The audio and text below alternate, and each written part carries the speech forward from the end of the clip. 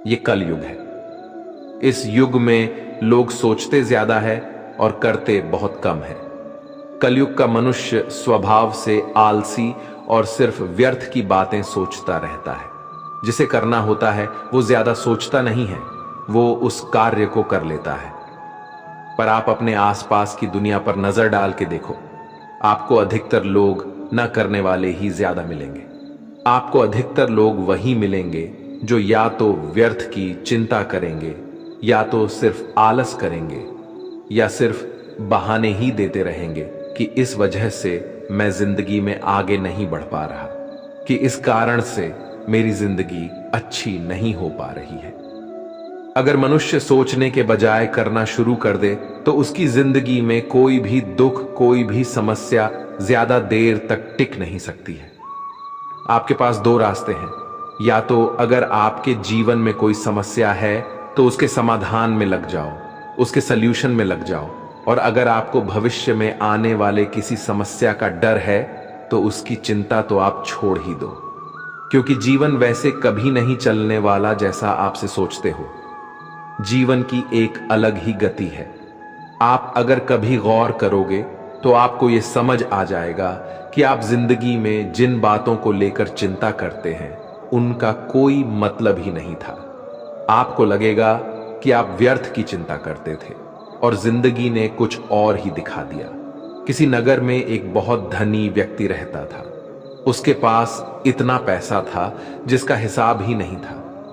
एक दिन उसने अपने सारे आदमियों को बुलाया जो उसका हिसाब किताब देखते थे, और उनसे कहा कि मेरे पास कितना पैसा है, कितनी संपत्ति है, उन सब का मुझे हिसाब दो कि आखिर मेरी कुल संपत्ति कितनी है। वो सारे हिसाब को देखने वाले उस सेठ की संपत्ति का हिसाब लगाने में लग गए। उन सबको उस संपत्ति का हिसाब लगाने में ही 10 दिन लग गए। 10 दिन के बाद जब हिसाबकर्ताओं ने मिलकर कहा कि आपके पास इतना पैसा है कि आपकी 7 पीढ़ियां बैठकर खा सकते हैं, उन्हें कोई काम करने की जरूरत नहीं है। जब उस व्यक्ति ने यह सुना कि मेरे पास इतना धन है कि मेरी 7 पीढ़ियां बैठकर खा सकती है, उन्हें कोई काम करने की जरूरत नहीं है, तो वो व्यक्ति रोने लगा। फिर सब हिसाबकर्ताओं ने पूछ लिया कि आप रो क्यों रहे हैं, आपके पास तो अपार संपत्ति है। तब वो धनी व्यक्ति कहने लगा कि आप लोगों ने कहा कि मेरी 7 पीढ़ियां बैठकर खा सकती हैं, उन्हें कोई काम करने की जरूरत नहीं है, लेकिन जब 8वीं पीढ़ी आएगी तो उसका क्या होगा? उन्हीं के बारे में मैं सोच सोच कर दुखी हो रहा हूं। यही आजकल के हर मनुष्य की समस्या है। आज सब ठीक है, लेकिन कल कुछ गलत ना हो जाए, उसकी चिंता में परेशान होते जा रहे हैं। किसी नगर में एक राजा रहता था। उसका राज्य बहुत बड़ा था और उसके राज्य के आसपास के जो भी राजा थे उनके साथ भी उसके बहुत अच्छे संबंध थे। लेकिन वो राजा चिंता करता रहता था कि अगर कल को ये सारे राजा मेरे शत्रु बन जाए, मुझ पर हमला कर दे, तो मेरा क्या होगा? मैं आगे कैसे जी पाऊंगा? मेरी जिंदगी आगे कैसे चल पाएगी? वह राजा बेवजह की इन चिंताओं में उलझा रहता था।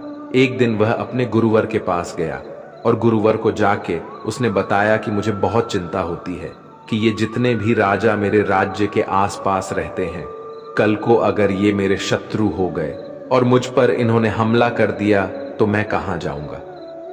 गुरुवर उस राजा का मन समझ गए और उन्होंने उस राजा से कहा कि तुम्हारे नगर में एक महिला रहती है, तुम उसके पास जाओ, उसे बहुत सारा धन और बहुत सारा अनाज देकर आओ, तो तुम्हें तुम्हारी समस्या का समाधान मिल जाएगा। वो राजा बहुत सारा सोना लेकर, बहुत सारा अनाज लेकर उस महिला के पास गया। उसको दान देने के लिए जब राजा उस महिला के घर पहुंचा तो राजा ने उस महिला से कहा कि ये सारा धन को तुम रख लो, ये सारा अनाज भी तुम रख लो, उसके बाद तुम्हारा जीवन बड़े आराम से गुजरेगा। राजा की इस बात को सुनने के बाद उस महिला ने राजा से वो धन, वो अनाज लेने से मना कर दिया। वो महिला राजा से कहने लगी कि मेरे पास आज खाने के लिए भोजन है, मैं कल के लिए अपने घर में भोजन नहीं रखती हूं। मुझे ईश्वर पर पूरा भरोसा है कि जिसने मुझे आज खिलाया है वो मुझे कल भी खिलाएंगे, क्योंकि जितना मैं संग्रह करूंगी फिर मुझे उस सामान की चिंता करनी पड़ेगी, फिर मुझे उस सामान को संभालना पड़ेगा। इससे तो बेहतर है कि जो ईश्वर मुझे आज तक संभाल रहा है, मैं उसी के भरोसे खुद को छोड़कर जीती हूं, क्योंकि जो आज तक खिलाता आया है वो आगे भी खिलाता ही रहेगा। गीता का ज्ञान हमें यही सिखाता है, क्योंकि चिंता करके तुम सिर्फ दुख प्राप्त कर रहे हो। कभी देखा है किसी ने कि चिंता करके किसी इंसान को खुशी मिली हो, या चिंता करके किसी इंसान को अपनी समस्या का समाधान मिला हो? अगर गहराई से देखा जाए तो चिंता एक मानसिक बीमारी है। चिंता वही इंसान करता है जो कर्म में नहीं लगता, जो कर्म में ना लगकर विचारों में लग जाता है। जो व्यक्ति कर्म में लगा रहेगा उसे चिंता करने का समय ही नहीं मिलेगा, और जो व्यक्ति कर्म का त्याग कर देगा वो अपने खाली समय में चिंता ही करता रहेगा। तो अपने आप को कर्म में लगाओ, ना कि फालतू की बातों को सोचना। वो तुम्हारा काम नहीं है। तुम दुनिया के भगवान नहीं हो। तुम कुछ नियंत्रण नहीं कर सकते हो, क्योंकि ये जीवन बस बहता जा रहा है। कब हम बच्चे से जवान हो जाते हैं, कब जवान से बूढ़े हो जाते हैं, और कब बुढ़ापे से मृत्यु की ओर चले जाते हैं, कुछ भी हमारे नियंत्रण में नहीं हो पाता। यहां हर इंसान जीना चाहता है, कोई नहीं मरना चाहता, लेकिन फिर भी सबको मरना पड़ता है। यहां हर एक इंसान जवान रहना चाहता है, लेकिन फिर भी सब बूढ़े होते जाते हैं। इस छोटी सी चीज को हम समझ ले कि ये जिंदगी बस बहती जा रही है और हम इसे नियंत्रण नहीं कर सकते। बस जो हो रहा है उसमें अपने लिए एक खुशियां और आनंद से भरी एक जिंदगी हासिल करनी है।